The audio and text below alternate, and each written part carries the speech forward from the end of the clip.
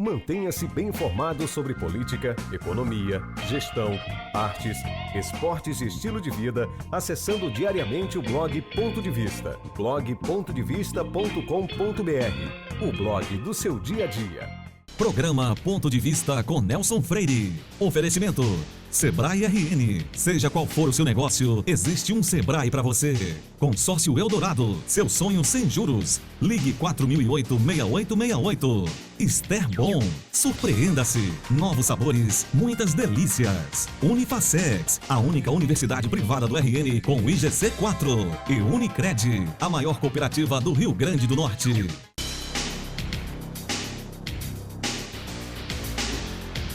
O Ponto de Vista de hoje recebe um professor universitário, bacharel em Ciências Sociais pela UFRN, mestre em Sociologia do Trabalho pela Unicamp e doutor em Meio Ambiente e Desenvolvimento Urbano pela Universidade Federal do Paraná.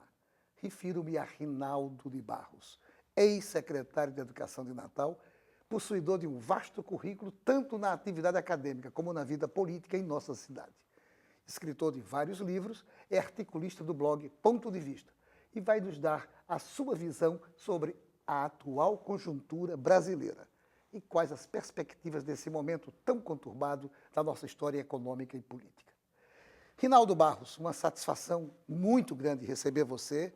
Quero agradecer por você ter aceitado o convite, que já havia sido feito há muito tempo atrás, mas eu sei das suas atividades, são inúmeras também, mas finalmente chegou o dia, numa entrevista que certamente o nosso telespectador vai gostar imensamente de assistir, dado o tema, que é exatamente as coisas que estão acontecendo no Brasil. A alegria e a gratidão é minha pela oportunidade que você está me dando de a gente se comunicar com o público do seu programa, que é um programa de uma audiência reconhecida já. Obrigado, Rinaldo. Eu queria começar com você que é sociólogo, você que é um grande observador da cena política, econômica e social do Brasil. Qual a raiz dos problemas brasileiros que são tão crônicos? Qual é a raiz de tudo isso? Como é que isso tudo começou? Desde quando? Por que a gente tem esses problemas permanentemente presentes na nossa vida? Eu acho que a gente tem que voltar a olhar para a história recente do nosso país. Não só esses últimos 13 anos, onde aprofundou-se as questões e os problemas econômicos, políticos, até éticos também, mas uma história recente aí dos últimos 30 anos, 40 anos, onde você tem um processo de degradação do sistema político brasileiro. O sistema político brasileiro baseado em vícios que são históricos, que é o patrimonialismo, de confundir o público com o privado, né? A ocupação do Estado pelas famílias. Isso são vícios da história recente, mas que foram se aprofundando. Ao invés de terem sido diluídos ao longo da história recente, foram se aprofundando. Esses vícios são também observados ainda no século passado, século XX, durante todo o século XX. Isso. Então, mas foram se aprofundando, esse é o problema. Com a República, ter sido sanado, o vício do patrimonialismo, do fisiologismo, que é aquela escolha da fulanização das pessoas, e não com base no mérito, né? Com base na competência. Os cargos públicos são preenchidos para acomodação de aliados, independentemente da competência ou do mérito. Esse vício é uma coisa que é lamentável que o povo brasileiro não tenha ainda percebido que essa questão poderia já ter sido sanada se ele tivesse, aqui lembrando um pouco o nosso ídolo do futebol, que diz que o povo não sabe votar. Eu não concordo com isso, mas é preciso fazer uma grande reflexão sobre essa questão. Por que é que o povo continua elegendo as mesmas pessoas ao longo de 10, 12 mandatos e, às vezes, sem um projeto importante? Isso não seria, por acaso, falta de uma coisinha chamada educação política nas escolas? Desde a formação inicial? Nas escolas eu não sei, porque você está se referindo à escola como sala de aula, né? Também. Mas eu acho que é falta de educação política de um modo mais amplo, quer dizer, no sentido mais amplo. A própria imprensa, esse tipo de debate que a gente está fazendo aqui, isso é educação política, que faz as pessoas, os telespectadores que estão nos assistindo, a refletirem um pouco sobre essas questões, certo? Mas a educação, no sentido mais amplo, você tem total razão. É preciso, a mídia, de um modo geral, poderia dar uma gigantesca contribuição se fosse na direção deste programa aqui. Ao invés de incentivar coisas mais supérfluas, o besteirol, como se fala na linguagem comum, né? O besteirol que realmente garante as audiências, as grandes audiências e garante os patrocínios dos programas. Mas tem o lado negativo, que é de deseducar. Eu diria que não só falta educação política, como já um processo de deseducação. Quer dizer, das pessoas não gostarem de política, principalmente os jovens. Os jovens, em função desses vícios que eu acabei de mencionar, os jovens estão quase tomando uma ojeriza com relação à esfera política, como se a esfera política fosse uma coisa ruim. E, na verdade, não é. Na verdade, tudo se decide na esfera política. Agora, é preciso que as pessoas tenham qualidade, sejam escolhidas por mérito e tenham competência para exercer os seus cargos. Crise atual. Qual é o seu ponto de vista sobre a crise hoje que nós estamos vivendo? Na verdade, nós estamos vivendo 3 crises entrelaçadas. Olha, eu já tenho alguns anos de janela, talvez um pouquinho mais do que você, e eu não consigo enxergar na história do Brasil nenhuma situação mais difícil do que a atual. Eu era menino, mas me lembro do suicídio de Getúlio, eu me lembro da renúncia de Jânio, eu me lembro do golpe de 64, eu me lembro da renúncia de Collor. Nada disso foi tão grave, profundo e complicado e complexo com você vislumbrar a solução do que a situação atual. São 3 crises entrelaçadas, uma influenciando a outra, e a principal, que eu considero, a meu ver, mais grave de tudo, é a crise econômica.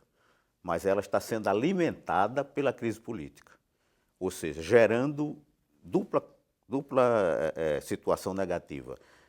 A falta de credibilidade do atual governo não é falta de popularidade. Baixa popularidade é normal em qualquer governo. Falta credibilidade. Isso é gravíssimo, porque não se recupera. Confiança é uma coisa que é como café. O café, depois de esfriar, se você esquentar ele de novo, ele não fica com o mesmo sabor. Então, credibilidade é da mesma forma. Você perde, você não recupera mais a credibilidade. Esse é o grande nó da atual situação. Incluindo esse terceiro, que eu já entendi onde você quis chegar, que é a questão moral. Além da crise econômica, da crise política, tudo isso sendo permeado. Que mais uma vez, para ser justo, você diga, não foi essa corrupção, isso não foi inventado pelo atual governo, ou pelo partido que está no governo há 13 anos. Realmente, a corrupção já existe há muito tempo no Brasil, com fulcro nessa coisa que eu falei, do fisiologismo, do patrimonialismo, você misturar o público com o privado, isso aí é antigo. Agora, a proporção que foi tomada agora e usar a corrupção como método, isso é inusitado. Isso é invenção do partido que está liderando o atual governo. A corrupção como método, quer dizer, você envolver grandes empresas e todas elas participarem de uma espécie de jogo onde fica sempre uma parte para o partido, ou uma parte para alguém do partido, ou da direção do partido. Isso é uma coisa, tem método. Você passou a governar com essa forma. Tanto é que agora, no coroamento da crise do impeachment, que nós estamos com o debate aberto no Congresso Nacional, o governo está comprando abertamente a consciência dos deputados que quiserem vender a sua consciência. Está comprando abertamente. Isso. O ex-presidente Lula está num hotel vizinho ao Palácio do Planalto, recebendo deputados, comprando consciências. Isso não existe em nenhum outro lugar da história do Brasil. Você não constata nenhuma situação que a presidente não tenha credibilidade e o ex-presidente, que na verdade é o líder dela, agindo como se fosse o presidente, mas de uma maneira clandestina. Isso é inusitado. Então, realmente... Agora, só para não perder o fio da meada, essa crise política, ela ela influencia diretamente, a falta de credibilidade do governo e a crise política, ela influencia diretamente a economia. Isso é que é a grande tragédia. A economia está em recessão e já existem estudos que é a pior recessão nos últimos 120 anos. Agora, Rinaldo, será que com tudo isso que você está falando, a democracia brasileira conseguirá sobreviver a todas essas Você agora intempéries? falou na única coisa positiva que a gente pode vislumbrar com clareza. A democracia brasileira vai resistir a tudo isso. As instituições estão funcionando. As instituições de Estado estão funcionando. Que não tem a influência direta do governo de faça isso ou aquilo, elas estão funcionando. Isso aí é que nos dá um pouquinho de alento de tentar realmente, respira fundo e vamos ver o que é que vai acontecer para tentar ver a luz no fim do túnel. Mas essa coisa, essa, pelo menos, essa a gente vai saltar. Não vai haver retrocesso em termos de Estado democrático de direito. Impeachment é golpe? Claro que não, né? Eu aprendi quando era menino outros Bom, tipos de golpe. não é golpe porque está na Constituição, é previsto no artigo 85, mas também porque o próprio governo está exercendo o direito de defesa. Se o governo está exercendo o seu direito de defesa, como é que é golpe? Eu nunca vi falar num golpe onde o golpeado ou o traído tem direito de defesa. Há 2 dias ou 3 atrás, a gente estava vendo o advogado-geral da União em pleno Congresso Nacional fazendo a defesa da Presidente da República. Ora, se existe direito de defesa, não pode ser chamado de golpe. Isso aí eu acho que é elementar. Não precisa ser estudante de direito, nem jurisconsulto para saber disso. Significa dizer, então, também, é a pergunta que eu lhe faço, apesar de toda essa confusão que está reinando e que preocupa todos nós, não há espaço para radicalismos como já aconteceram no passado. O que é que você quer chamar de radicalismo? Qualquer movimentação, seja de um lado ou seja de outro, para botar povo nas ruas, indo além do simples protesto. Um radicalismo de mudanças radicais, sem esse amparo da própria democracia, como nós estamos vendo aí. Você está falando se é possível um movimento, a exemplo de 64, é isso? Por aí. Não, porque você falou povo na rua, eu fiquei confuso com o que é que você está querendo dizer. Porque povo na rua vai ter. Eu acho que 64 não, eu acho que 64 não. Mas algo parecido com outro perfil, com outras pessoas. Não, aí agora tem uma coisa preocupante, que é uma interrogação ainda, mas que há um crescimento da intolerância. O Brasil está, eu não digo definitivamente, mas gravemente cindido, dividido em 2 posições políticas, que não são muito claras, mas estão, você vê povo na rua vestido de vermelho, com bandeiras vermelhas, e povo na rua vestido de amarelo, azul e branco, com palavras de ordem que às vezes você não compreende direito o que é que está havendo, porque são muitas bandeiras de uma vez. Isso já vem desde 2013 e vem se aprofundando. Nós estamos em 2016, já há 3 anos já, e vamos aprofundando isso. Então, essa cisão do povo brasileiro pode ocasionar algum conflito e até um pouco mais grave. Perfeito. Não saia daí, nós voltamos em instantes para o nosso segundo bloco.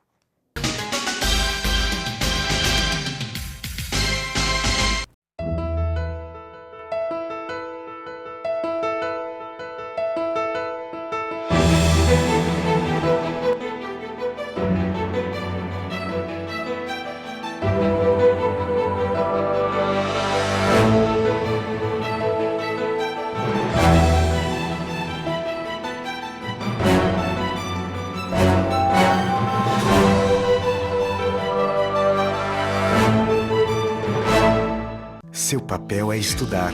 O nosso é tornar possível seus estudos. Seu papel é dirigir com responsabilidade. O nosso é tornar possível o seu carro. Seu papel é decidir viver junto para sempre. O nosso é tornar possível o futuro de vocês dois. Seu papel é amar seus filhos. O nosso é tornar possível o lar da sua família. Consórcio Eldorado. Há 30 anos, o nosso papel é tornar possível. Unifacex, um dos melhores centros universitários do Brasil, acaba de inaugurar novo campus Imaculada Conceição. Lança novo curso de farmácia, com moderna proposta pedagógica. Tem o melhor curso de administração do RN e diversos outros à sua escolha, com a qualidade que fazem do Unifacex e GC4. E para você ter ideia, não tem uma única universidade privada no RN com GC4. Unifacex, 5 unidades com a mais completa estrutura para você. Vestibular toda quarta e sexta. Mantenha-se bem informado sobre política, economia, gestão, artes, esportes e estilo de vida, acessando diariamente o blog Ponto de Vista, blog.pontovista.com.br, o blog do seu dia a dia.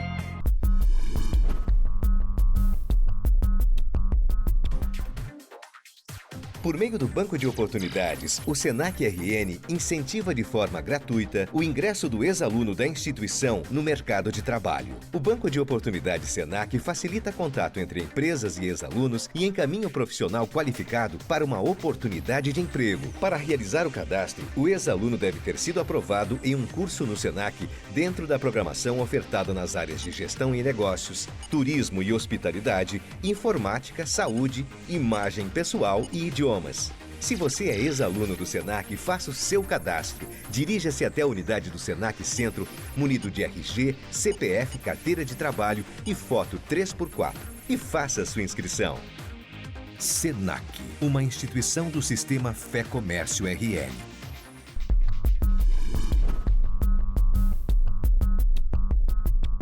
Os sabores Ester Bom surpreendem o Rio Grande do Norte e é aqui, no nosso estado, onde são produzidas essas maravilhas, em uma das mais modernas fábricas da América Latina. Na Ester Bom, tudo é produzido com muito carinho, seguindo os mais exigentes padrões de qualidade e de responsabilidade ambiental. Exija a qualidade Ester Bom na sua casa. O sabor genuinamente potiguar vai continuar te surpreendendo.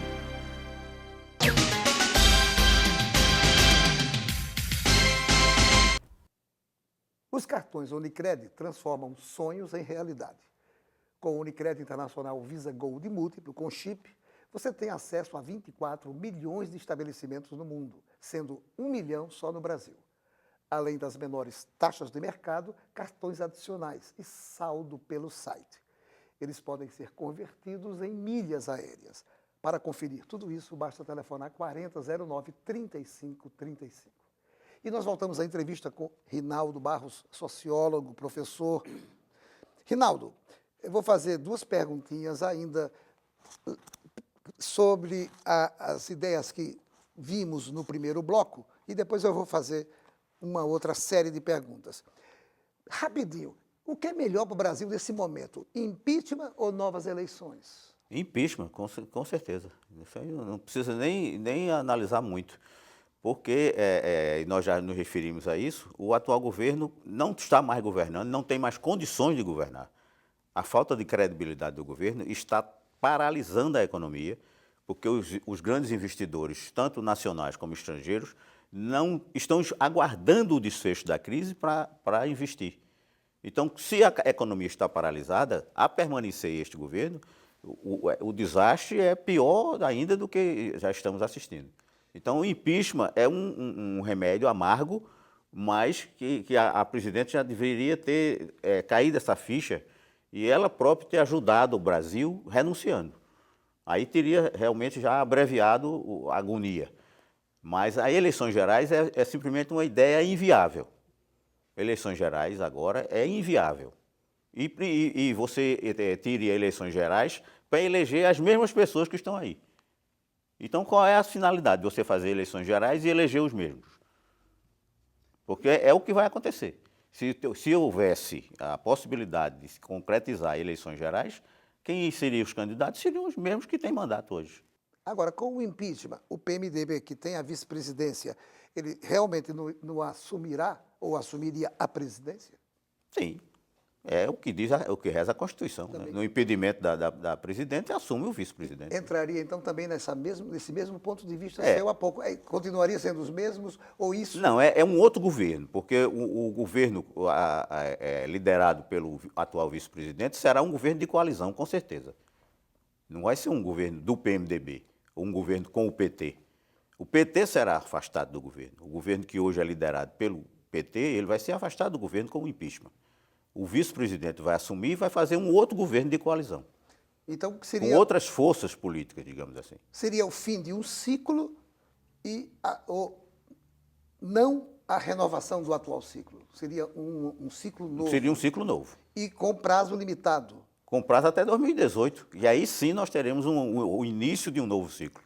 Poderia Em haver, então, 2018. eleições gerais em 2018? Ah, aí sim. Como já houve em 1982. Aí sim, aí você já tem a economia em recuperação, você já tem uma outra perspectiva, e aí teríamos realmente o início de um novo ciclo econômico e político.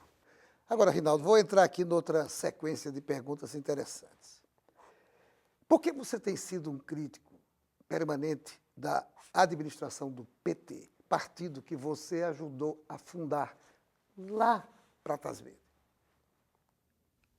Na verdade, eu me sinto até um pouco responsável pelo que está acontecendo hoje, porque eu dei uma grande parte da minha vida, a contribuição pequena, é verdade, mas para organizar, estruturar o Partido dos Trabalhadores nos idos de 79, início da década de 80, etc.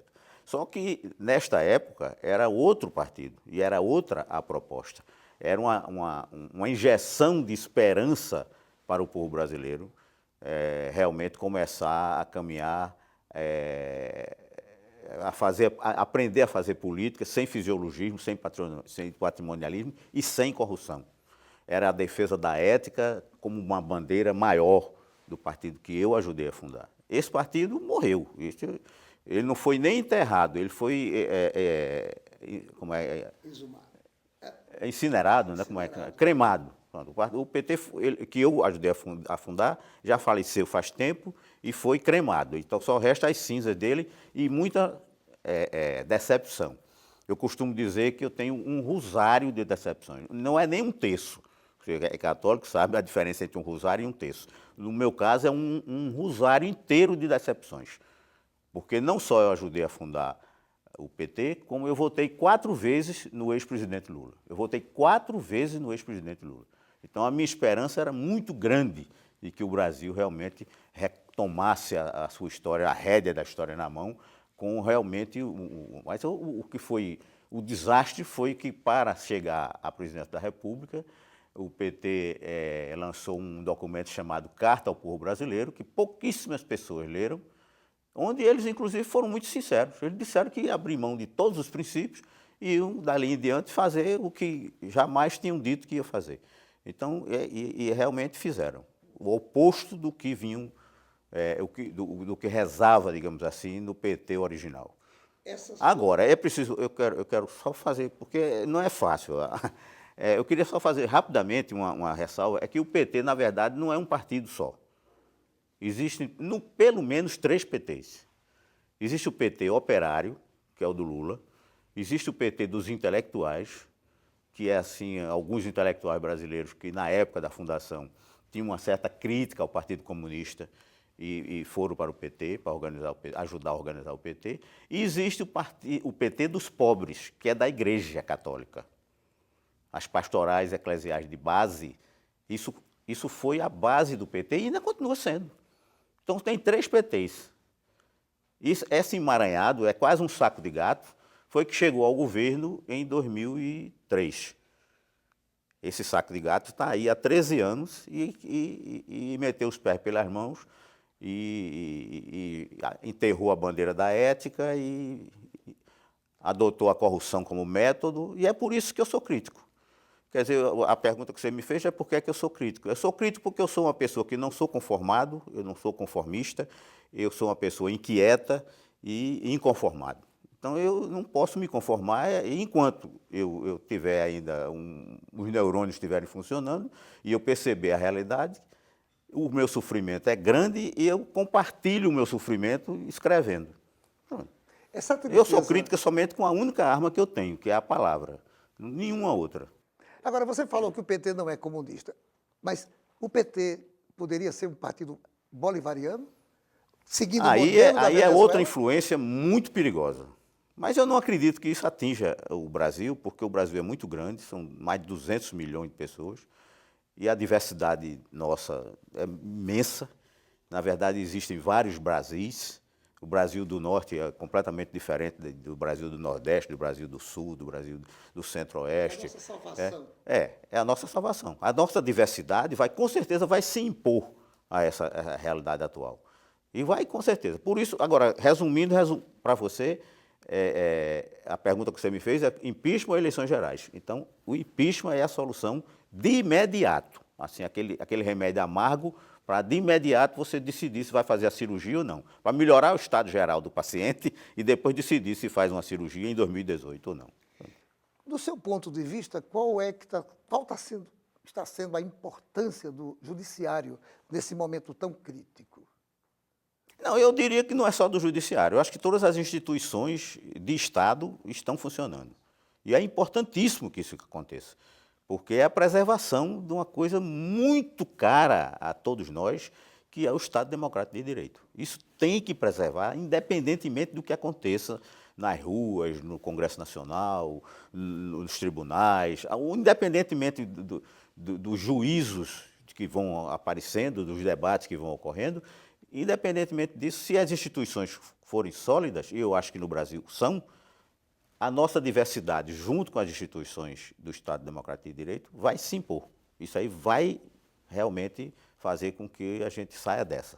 A solidez das instituições é o que garante a permanência da democracia. Perfeito. E o Brasil é um país gigantesco. Perfeito. Você pode destruí-lo de dia, mas à noite ele mesmo se refaz.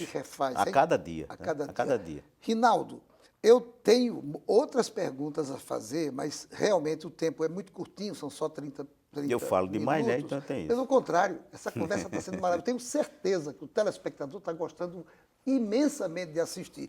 Mas eu vou lhe fazer uma última pergunta, então. Pois não. Falamos da Venezuela, você inclusive citou como um mau exemplo para o Brasil. Veja, a Petrobras seguiu o mesmo passo da PDVSA, que era uma das maiores petroleiras do mundo e que de repente aconteceu. Uma última pergunta para você. O que está acontecendo, essa mudança que está acontecendo na Argentina, ela pode influenciar o Brasil nesse momento? Essa mudança de rumos, de ares e de propostas? Eu não gosto dessa análise comparativa, seja com a Venezuela, seja com a Argentina, porque são realidades, histórias, conjunturas, tudo, cada um tem a sua única, diferente. É como pessoas. Você compara pessoas, mas as pessoas, cada um tem sua história, tem sua formação, tem o nível de informação que chega nela e tal. Eu acho que a Argentina está construindo a sua história e nós vamos construir a nossa. Não dá para comparar se vai haver influência, é assim, talvez na cabeça de alguns intelectuais que vão escrever, que vão influenciar, alguns jornais que vão filtrar uma coisa, mas eu não vejo isso como uma coisa, como um imã que vai atrair para fazer a mesma coisa, não. Eu vejo que cada um tem a sua própria história e nós temos a nossa também e vai dar certo. Beleza. Rinaldo, eu só tenho que lhe agradecer, renovar esse agradecimento, essa entrevista muito bacana, que abriu realmente muitos assuntos interessantes e atuais. Eu tenho certeza que o telespectador gostou imensamente. E renovo os agradecimentos a você. Eu só queria também aproveitar esses momentos finais aqui para dizer aos telespectadores que liguem as antenas, preste atenção no que está acontecendo no momento, principalmente agora nesse processo final do impeachment, que vai exigir a presença do cidadão, a presença física e espiritual até do cidadão, para realmente o Brasil superar esse estágio de intolerância crescente e atingir o seu ponto de esperança, renovando as esperanças do povo brasileiro para construir o seu futuro com mais igualdade, com mais justiça, etc. Beleza, muito obrigado. E a você, meu amigo, minha amiga, telespectador, telespectadora, os agradecimentos pela sua audiência, que é a razão maior da existência do programa Ponto de Vista. Certo de que no próximo programa traremos outro assunto do seu interesse. Programa Ponto de Vista com Nelson Freire. Oferecimento Sebrae RN. Seja qual for o seu negócio, existe um Sebrae para você. Consórcio Eldorado. Seu sonho sem juros. Ligue 4008-6868. Ester Bom. Surpreenda-se. Novos sabores, muitas delícias. Unifacex. A única universidade privada do RN com IGC 4. E Unicred. A maior cooperativa do Rio Grande do Norte.